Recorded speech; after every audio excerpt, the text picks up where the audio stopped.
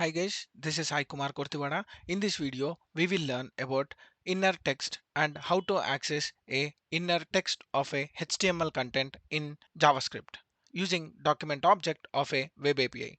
Let me quickly jump into Visual Studio Code. Here in our previous video, I have explained how to access the elements by using inner HTML, and now we will be seeing about how to access the data of inner text. So for example, let me create one more div, and also let me write something like sample inner text. This is sample inner text, and let me save this, go back, reload, and go to the inspect. Let me zoom a bit, and we have created this sample inner text. Now my case, what I want to do, just I want to access that particular inner text. I'll also explain you what is the difference between them.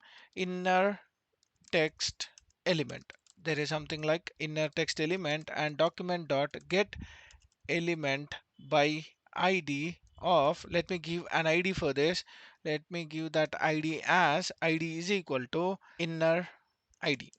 Save this and copy this, go here and paste here. Let me give semicolon, and now console.log of inner text element. Let me save this, go back, clear it off, and reload.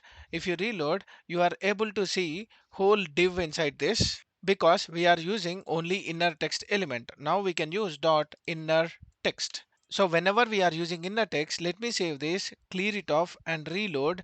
You are getting only the text which is inside it. And also the same way, let me try inner HTML as well on this particular field, inner HTML. Save this, go back, clear it off, and reload.